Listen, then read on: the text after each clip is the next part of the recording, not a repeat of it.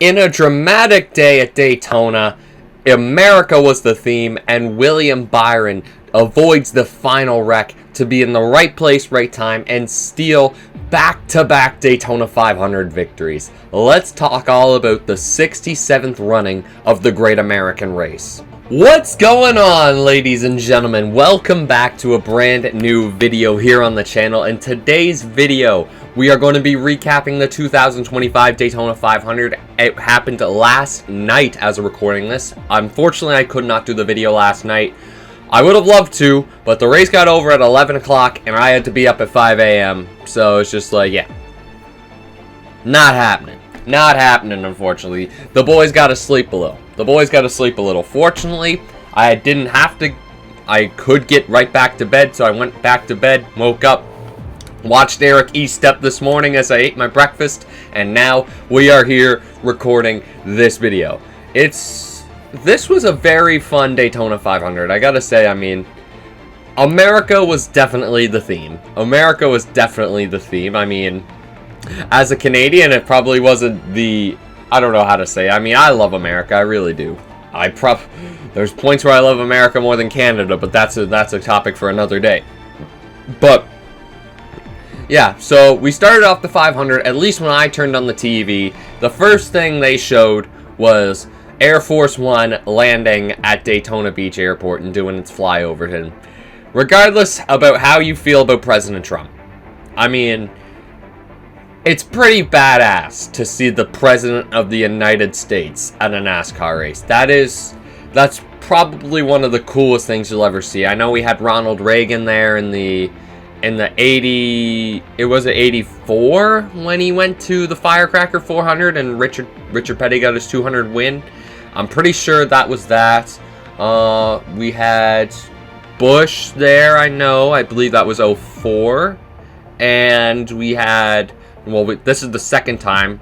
The second time Trump's attended as president. He was there in 2001 as well.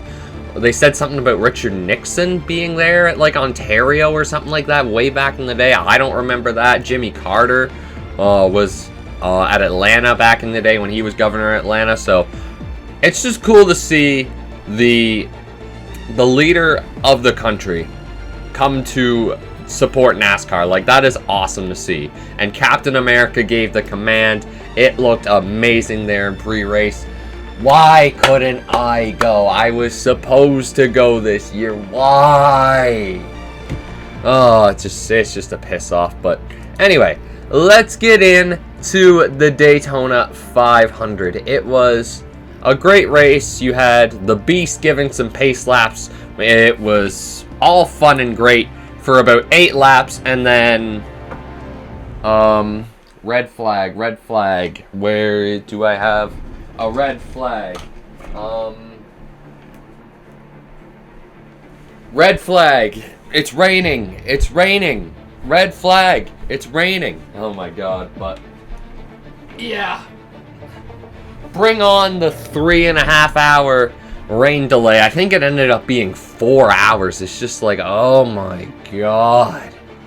Oh, it was a long rain delay. I mean, I had 2 pretty rough nights the last couple of nights, and I was half asleep on the couch watching the Vince McMahon documentary. I was pretty out of it, not gonna lie, but oh well. Then we had some content with Carson Hocevar streaming iRacing on Twitch, and the Rizzler meeting Noah Gragson and Ross Chastain, so that was kind of cool. But yeah, it was time to lock back in after that. Yeah, what else do we have here? I'm looking back at Twitter to try and re-get my race notes, but we should talk about this first. Is that Joey Logano and Team Penske dominated this race. They were the class of the field. They won stage 1, they won stage 2. Like, Joey Logano especially was the class of the field. It almost felt like, in a way, they were trying to get Austin Cindric the win. It almost felt like they were trying to do that because Blaney never made a move. Logano was just being Joey Logano, I guess. I mean, if he wasn't up there, he wasn't going for the lead. And if he was the third car in line, he wasn't trying to make the move. And I mean, even if he was behind Austin Cindric, he wasn't trying to make the move either. It really felt like Team Penske was trying to give Cindric the win. That's probably because they think he's the least likely to win on a normal non-super speedway track. That could very well be the case, but I don't know. We had 2 cautions at the end of stage 1. One was for a checkup by No. Who caused that checkup? NASCAR Twitter, help me get a look back. I mean, Denny Hamlin was the one who got the worst of it. He slid down to the apron. Zane Smith kind of got the worst of it. And then, no, Josh Berry got the worst of it. He got damaged, so that sucks for Josh Berry in the 21 car. Joey Logano did get the stage 1 win. And then we had our second caution because, well, a piece of, I think it was like a plastic bag or something snuck into Logano's grill, and yeah, it was a plastic grill, and he didn't get going on the restart, which was really unfortunate. But yeah, he just didn't get going. It caused a massive checkup on the outside lane. No one just got going, and then who took the worst of it? Yeah, see, SBG caused it. Chastain got hooked, and then Helio Castroneves went straight into the outside wall. Just trying to look at who all got a piece of it. The 40 car, actually, Junior Motorsports is number 40 with Justin Allgaier was in it too. Kyle Busch had a little piece of it. Kyle Busch had a rough night, man. Pit road not going best. 2 wrecks. Penalties. Like, it was just not a good day for Kyle Busch. Yeah, Truex was taken out in that 1 wreck too. I see Cody Ware in it. Riley Herbst got most of his damage here. Hell, even Stenhouse was in it. We'll talk about Ricky Stenhouse a fair bit later too. But yeah, then Logano, he got lucky with the cautions though. He was able to go back and fix it. So yeah, stack up on the restart definitely caused that one. Stage 2, it came down to a photo finish. It was, like I said before, Austin Cindric just being held out there by Ryan Blaney. And then Ryan Blaney snuck to the outside, took the stage 2 win. So good for Team Penske. They swept the stages. And then it was time for the fun to begin. When we had that phantom debris caution with about 40 to go, 30, 40 to go, I think it was. Everything clicked from there. It was well and truly go time from that moment on. And yeah, you see a lot of contenders were trying to make their move to the front. And this is where the big wreck happened. Well, the first big wreck.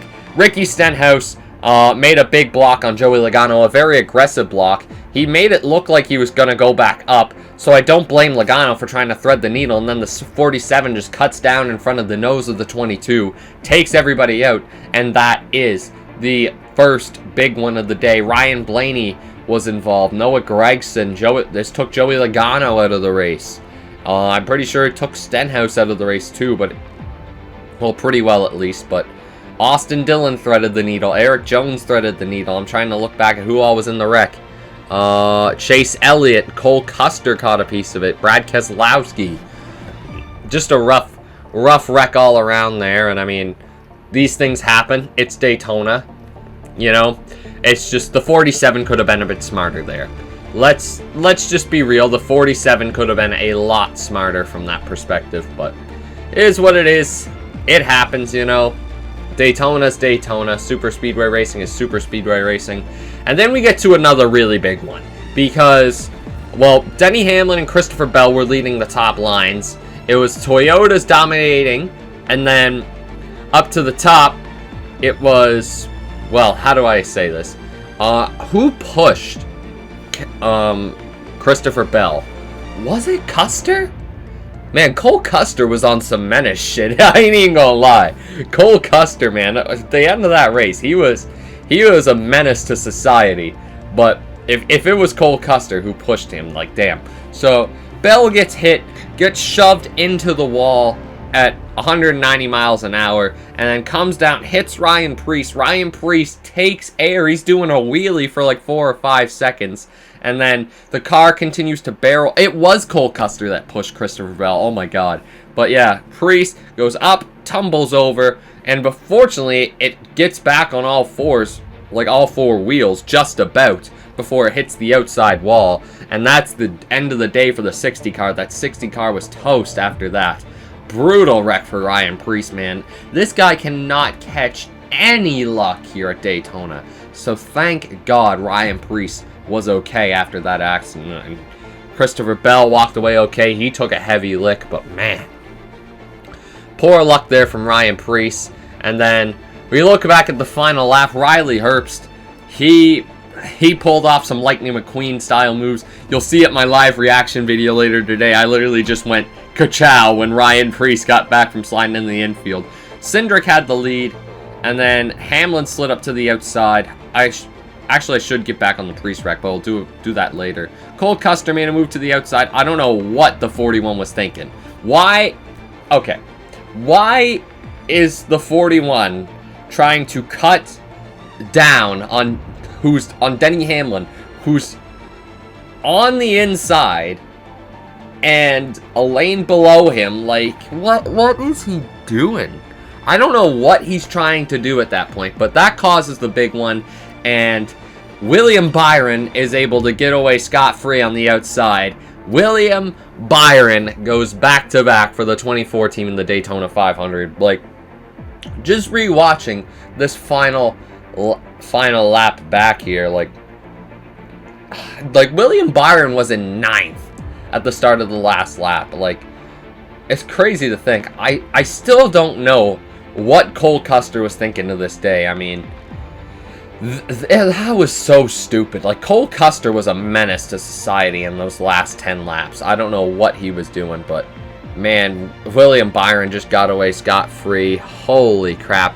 And then friggin' Jimmy Johnson somehow pulled off a 3rd place finish. But wow, man, William Byron back to back in the Daytona 500. It's very rare to see. I mean, Denny Hamlin went back to back in 2019 and 2020, and Sterling Marlin also went back to back as well back in the 90s.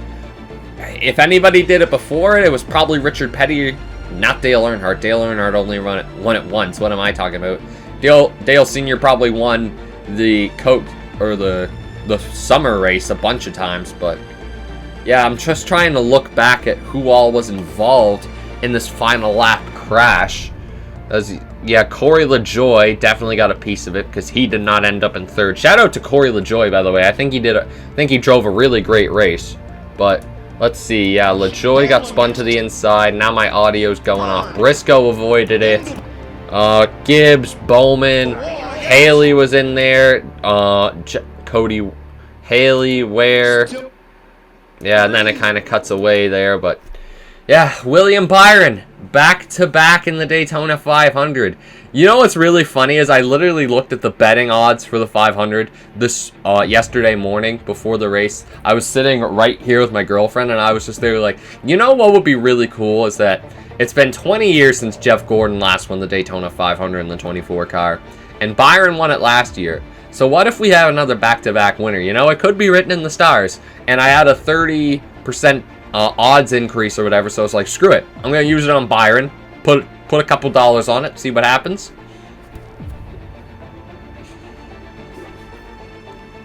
Not too shabby. Not too shabby at all. Just saying, not too shabby. But, oh yeah, William Byron wins the Daytona 500. Crazy race all around. I mean, it was definitely up and down, but let's get into these results before we talk any further about what my general thoughts were of the 2025 Daytona 500. So looking back at the results of the Daytona 500, William Byron gets the win. Tyler Reddick sneaks his way into 2nd. Jimmy goddamn Johnson. Jimmy Johnson, 49-year-old Jimmy, finished P3. Give it up for Jimmy Johnson, man. Bravo. Bravo freaking vo.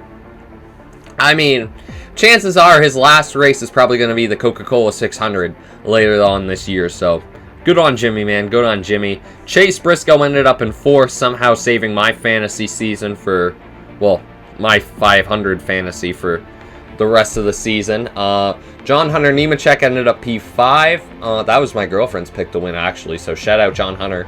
Alex Bowman, Ryan Blaney, Austin Cindric, Justin Allgaier got a top 10 for Junior Motorsports in their Cup Series debut. Nothing wrong with that. Chris Buescher, he finishes 10th. Michael McDowell finishes 11th. Eric Jones, Daniel Suarez, Ty Dillon. Man, Ty Dillon. How did he end up in 14th? I swear the whole race, like at least in stage 3, every time the pack would come up, he would just swoop down to the bottom and they would like fly by him every time. The fact that he ended up in 14th was mind-blowing to me. And it's Chase Elliott, Ty Gibbs, Riley Herbst, Ricky Stenhouse, Justin Haley, Kyle Larson, Cole Custer, Corey LaJoie, Austin Dillon, Denny Hamlin, Cody Ware, Brad Keselowski, Todd Gilliland, Noah Gregson, Bubba Wallace, Carson Hocevar, Christopher Bell, Ryan Preece, Shane Van Gisbergen, Kyle Busch, Joey Logano, Zane Smith, Josh Berry, Martin Truex, Helio Castroneves, Ross Chastain, and AJ Allmendinger, who had a mechanical failure early in the race, rounds out the field of 41 cars thanks to the open exemption rule of Helio Castroneves. But yeah, let's talk the posts. Like, well, how do I say this? I gotta come up with a graphic for the Skyler scale, but let's put it on the Skyler scale. I'm very intrigued to see, like, to put this race on the scale, because, you know, it wasn't the ideal Daytona 500. I mean, how do I describe this? It was a good race. It was a good race. I'm probably going to give it a 70 or a 75% out of 100, which is pretty good. It's a pretty good race, but I just hate how modern super speedway racing has become, oh, you're not saving enough fuel. You've got to stay back. You've got to relax. I mean, I get that you don't want to risk your car too soon, but like the fact that everybody is just trying to save fuel, everybody at the first 2 stages of the race is pretty much just running 50% throttle is kind of crazy to me.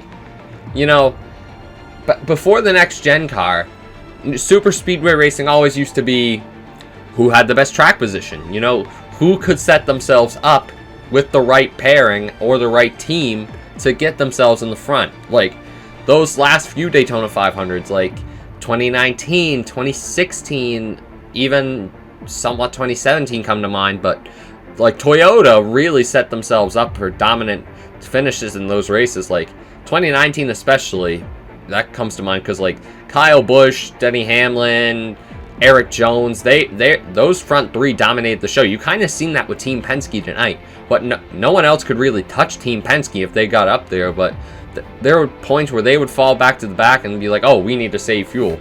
But I just hate how prevalent fuel saving is. I don't mind the fuel saving itself, but it's just every driver on every team is just, yep, save. You gotta save. Come on, man. You gotta stop. You're not saving enough fuel. Stop it. Stop.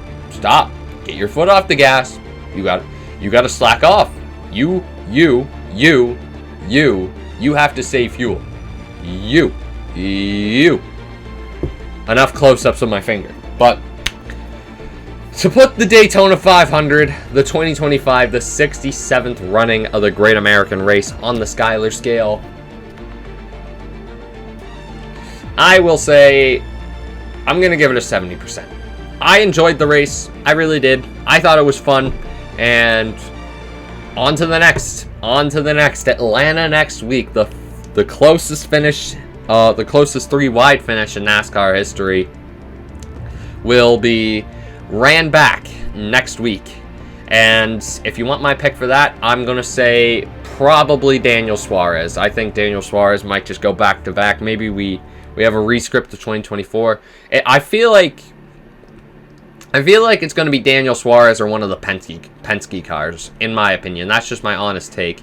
Bubba could be a good shout too. But speaking of which, for picks, I am planning on starting a GridRival Fantasy League for all the followers. I'm going to put the link in the description. I will start an IndyCar and an F1 league as well, so if you want to join those, especially before the season starts, links are down below. I haven't started as of yet, but I'm going to create it and put the links in the description. I probably should have put this at the beginning of the video, and I probably should have done this at the Clash, but GridRival wasn't working. So if you want to win $50. If you want a $50 gift card to a store of your choice, join the Fantasy League. Try and beat me and whoever else may join, and I will grant you a $50 gift card for the store of your choice.